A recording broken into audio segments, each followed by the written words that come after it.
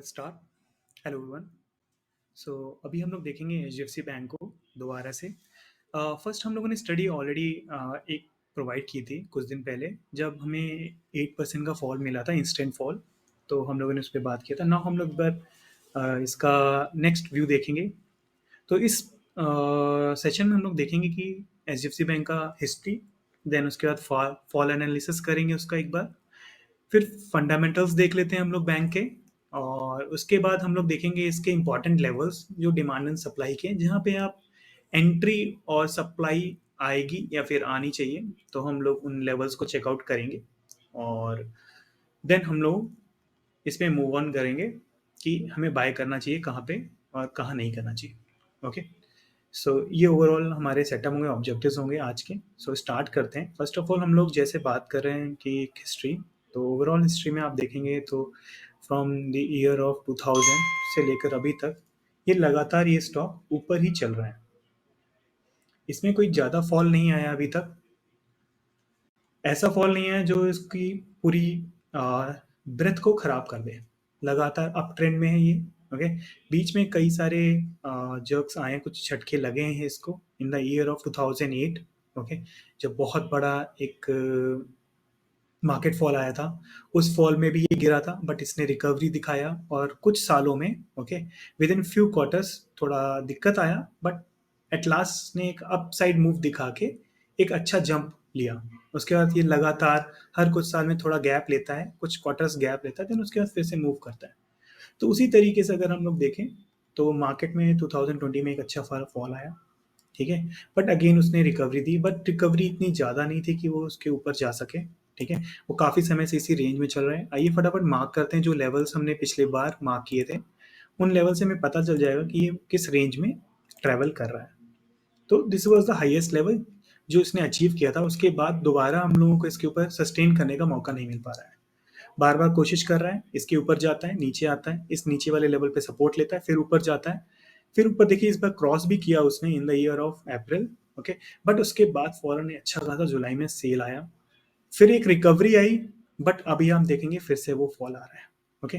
अब हम लोग जानेंगे इसके कि इस हिस्ट्री में हमें बेनिफिट क्या है, कि इससे हमें पता, बस इतना पता चल जा रहा है कि स्टॉक की स्ट्रेंथ अभी भी इंटैक्ट है, अभी कोई भी चीज़ें खराब नहीं हुई जब तक वो with in the this range है। ओके। साइडवेज होता ही है, आप देख चुके हैं कई बार कि ये कई बार साइडवेज हुआ है, तो साइडवेज होना ज़रूरी भी है। तो उससे कुछ काफ़ी लोग पुराने लोग निकलते हैं, हैंड्स चेंज होते हैं, मनी का फ्लो एक अकाउंट से दूसरे अकाउंट में जाता है। तो इस फॉल में भी किसी ने अच्छा खासा बाय किया होगा, ऐसा नहीं कि फॉल ही सिर्फ बेच ही रहे हैं सभी लोग, तो कोई खरीदने वाला भी होगा, तो वो तो होल्ड करेगा ही अब यहाँ पे जिसने भी बाय किया है। ओके। सो अब डिपेंड करता है कि अगर वो क्लाइंट्स हैं या फिर नॉर्मल इंडिविजुअल्स हैं या फिर रिटेल इन्वेस्टर है, तो उनकी प्रॉब्लम होगी, बिकॉज वो लगातार फिर सेल करेंगे। ठीक है, हल्का सा अगर पुश और आया तो फिर और सेल करेंगे, उसकी वजह से मार्केट और नीचे जा सकता है। बट अगर कोई बड़े इन्वेस्टर्स ने बाय किया हुआ है यहाँ पे, या म्यूचुअल फंड्स ने उठाया हुआ है, तो they will go for long. Okay. काफ़ी लोग कोशिश करेंगे यहाँ पे नीचे के लेवल्स पे दोबारा से एंट्री करना।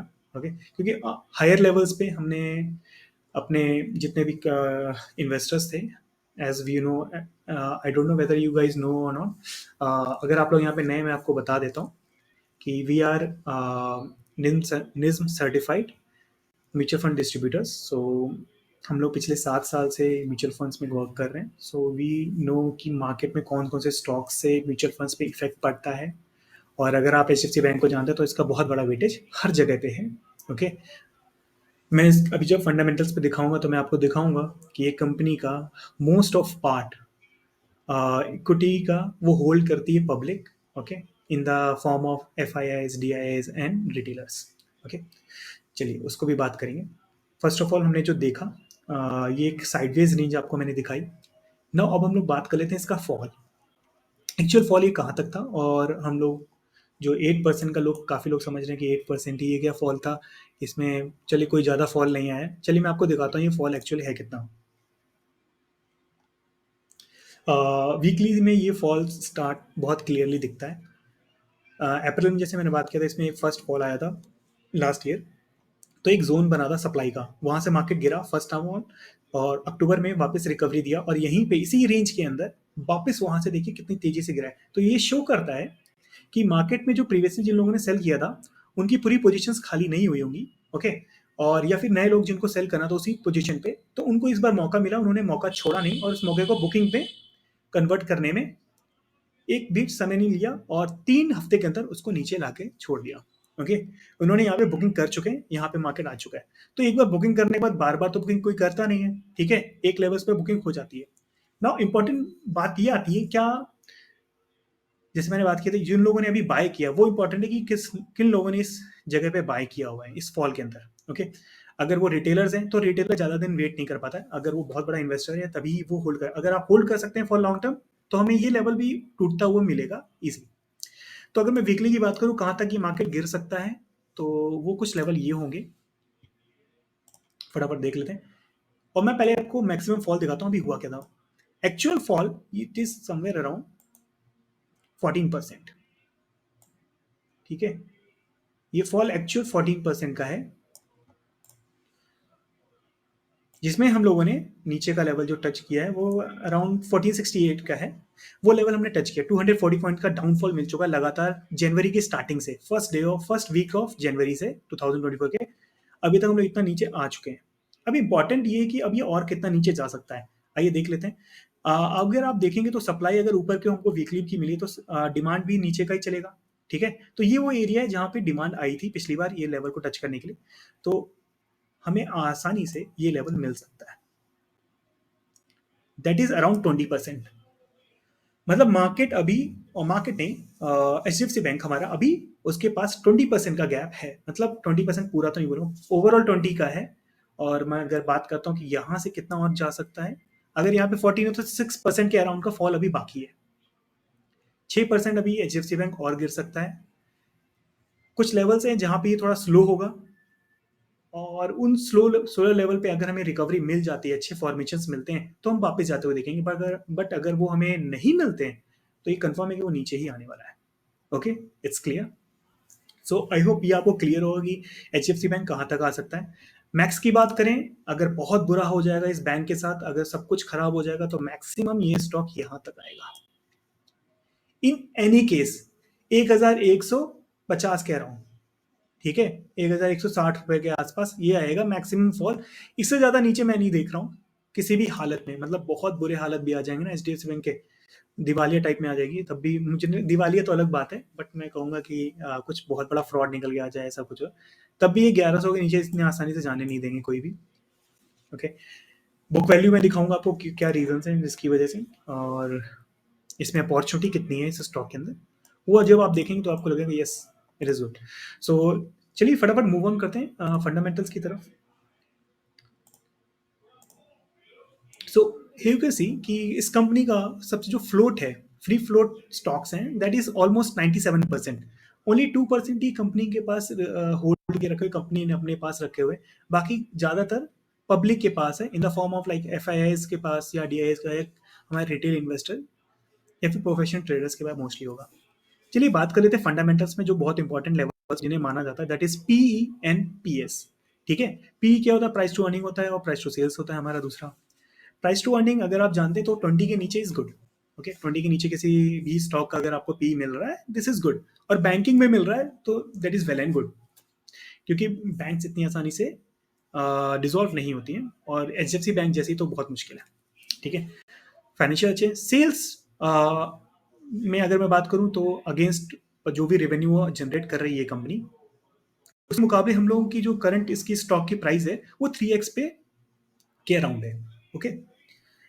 तो दैट इज गुड, इतना भी खराब नहीं है, बट हाँ थोड़ा तो हैवियर है, माने वो तो हमेशा ही रहेगा, ठीक है। कुछ हमेशा स्टॉक्स हमेशा प्रीमियम पे ही रहते हैं, अगर नीचे मिले तो बहुत ही बढ़िया होता है। 1x के नीचे अगर कोई भी स्टॉक मिलता है आपको और जिसका पी भी अच्छा है और ऐसी ग्रोथ दिख रही है उसके अंदर, ठीक है, जो कंपनी हमेशा ग्रो कर रही है, देखिए आप 2018 से लेकर 2020 तक लगातार इसकी ग्रोथ है, बट स्लाइड थोड़ा कम आया है, ग्रोथ आया है यहाँ पे in the year of 2022, but ये तो हमेशा ही होता है कि अगर कोई चीज़ एक स्पीड से ग्रो की है देन उसका थोड़ा सा साइडवेज मूव आता है, सेम वही चीज़ हुई है इसके साथ H D F C bank में राइट नाउ।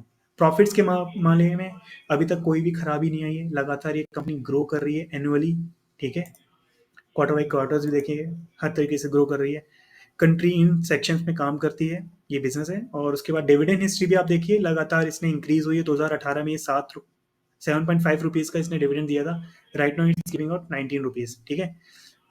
इंक्रीज़ हुआ है। यील्ड देखिए 0.65 से यील्ड इंक्रीज़ हो गया 1.18 हो गया है पिछले साल का। करंट देखें तो 1.28 है, ओके, जो करंट फाइनेंशियल ईयर 2023 और 24 का है।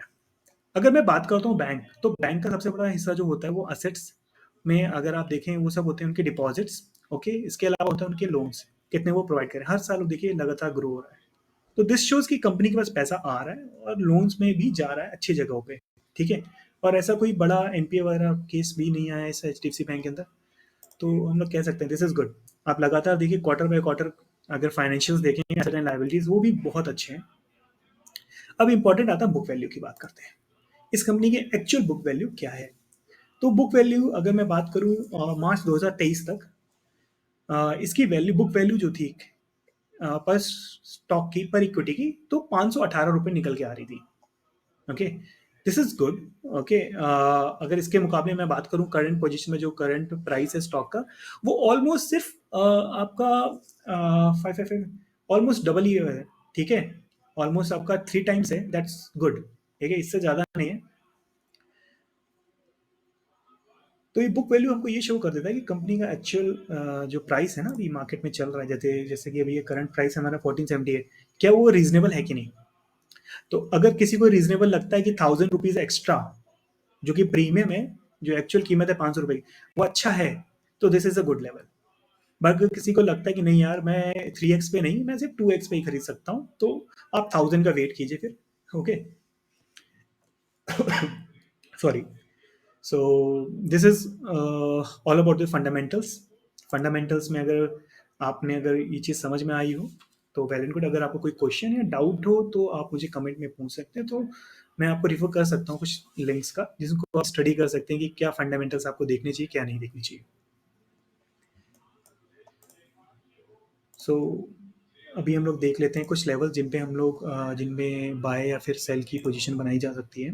प्रीवियस वीडियो में भी हम लोगों ने इन लेवल्स को मार्क किया था, बट हम लोगों ने ये चीज़ कुछ चीज़ें डिटेल्स मिस आउट की थी बिकॉज हमने उस समय स्टडी नहीं निकाली थी कि ये क्यों मार्केट में फॉल आ रहा है। तो कुछ काफ़ी सारे रीजंस हमें निकल के आए थे एच बैंक के अंदर क्यों ये ग्रो नहीं कर पा रहा था।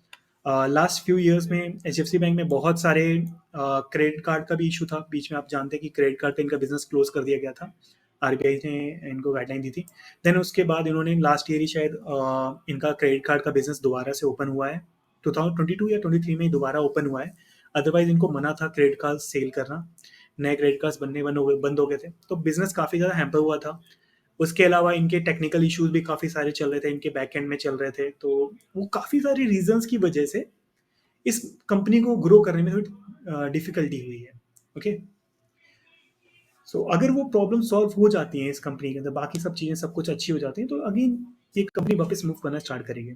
ओवरऑल आपने देख लिया कि फाइनेंशियल्स में कोई ऐसा डैम्प नहीं आया है इतना बड़ा। बट अगर मैं बात करूं कि एनआईएम वगैरह जो इंपॉर्टेंट माने जाते हैं बैंकिंग के लिए, तो वो थोड़े फॉल तो हुए ही हैं, ओके। सो अगर मैं बात करूं उसके अलावा अर्निंग्स और रेवेन्यू की, दोनों में किसी में कमी नहीं है, आप लगातार दे सकते हो। हर क्वार्टर बाय क्वार्टर इसने अच्छी अर्निंग दिखाई है। आई थिंक इन्होंने जुलाई वाले में थोड़ा इनका खराब हुआ था अर्निंग्स, ठीक है, प्रॉफिट खराब हुआ था, बट रेवेन्यू में कमी नहीं आई थी, ओके। तो किसी वजह से भी एडिशनल हो सकता है एक्सपेंस इंक्रीज होने से, ठीक है। बट ओवरऑल देखिए आपको काफ़ी अच्छी पोजीशन मिल रही है। उन लेवल्स को हम लोग देख लेते हैं जो हमारे लिए इंपॉर्टेंट है, दैट इज 1470 टू 1460, ये हमने पहले बात किया हुआ है। एस एल आप रख लीजिए 1450 का। नेक्स्ट लेवल जो इंपॉर्टेंट होगा हमारे लिए वो 1388 टू 1378, ठीक है। ये वो लेवल है जहाँ पे दूसरी एंट्री हमको मिल सकती है। नीचे का लेवल क्योंकि हमारा एक सपोर्ट आ जाता है, उसके बाद फिर 1343 वाला, ठीक है। यहाँ पे अगर मिलता है तो वेल एंड गुड है, यहाँ पे हम लोग एंट्री कर सकते हैं, क्योंकि लगातार इतना अच्छा सपोर्ट मिलने के बाद मुझे नहीं लगता कि ये मार्केट ज़्यादा नीचे जाना चाहिए। यहाँ से भी रिकवरी आ सकती है, वो डिपेंड करता है कि कोई फॉर्मेशन हमको अच्छा मिले। राइट नाउ कोई अच्छा फॉर्मेशन हमको रिकवरी वाला दिखा नहीं है करेंटली। उस पर लगातार पुश आ रहा है, डाउन साइड ही पुश आ रहा है, ओके। फॉर्मेशन बनने की कोशिश हुई थी बट ये इसको दबा दिया गया। अब देखते हैं कि क्या ये इसको ऊपर कवर करता है, और उसके बाद अगर इसने गैप्स को फिल करना स्टार्ट किया तो हम लोग ऊपर जाएंगे। अदरवाइज लेवल्स मैंने आपको बता दिए हैं, जिनको आपको नोट डाउन करके रखना है for HDFC bank. I hope this was very helpful.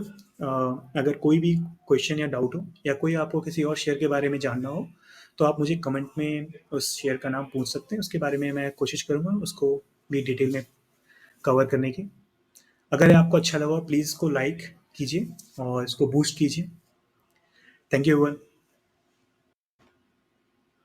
This video is intended solely for educational purposes, and we do not offer trading tips or advisories. The content presented reflects our best knowledge, and we have no intention of causing harm to anyone's reputation or opposing any specific views. We welcome suggestions and emphasize that the video represents our perspectives on the discussed topic. We have been a NISMBA certified mutual fund distributor for the past 7 years. NISM was established in 2006 by the Securities and Exchange Board of India (SEBI). We are not SEBI registered financial advisors. We request all the listeners to do their research before mobilizing their money or making any financial decision.